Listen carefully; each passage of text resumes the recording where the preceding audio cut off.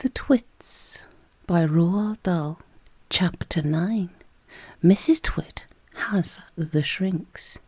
As soon as Mrs. Twit sat down, Mr. Twit pointed at her and shouted, "There you are, you're sitting in your old chair, and you've shrunk so much your feet aren't even touching the ground."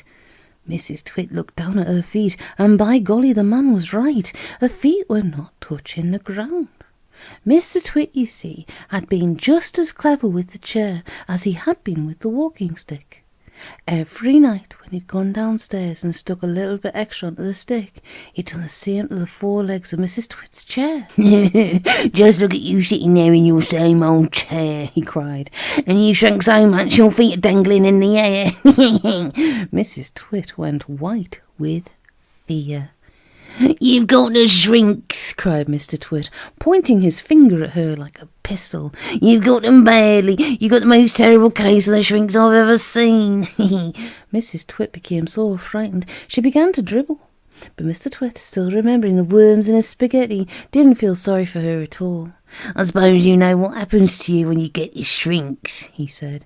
"What?" gasped Mrs. Twit. "What happens?" "Your head shrinks into your neck, and your neck shrinks into your body, and your body shrinks into your legs, and your legs shrink into your feet, and in the end there's nothing left except a pair of shoes and a bundle of old clothes." "I can't bear it," cried Mrs. Twit. "It's a terrible disease," said Mr. Twit, "the worst in the world." "How long have I got?" cried Mrs. Twit. "How long before I finish up as a bundle of old clothes and a pair of shoes?" Mr. Twit put on a very solemn face. "At the rate you're going," he said, shaking his head sadly, "I'd say not more than 10 or 11 days. "But isn't there anything we can do?" cried Mrs. Twit. "There's only one cure for the shrinks," said Mr. Twit. "Tell me," cried Mrs. Twit. "Oh, tell me quickly." "We have to hurry," said Mr. Twit. "I'm ready. I'll hurry. I'll do anything you say," cried Mrs. Twit. "You won't last long if you don't," said Mr. Twit, giving her another grisly grin.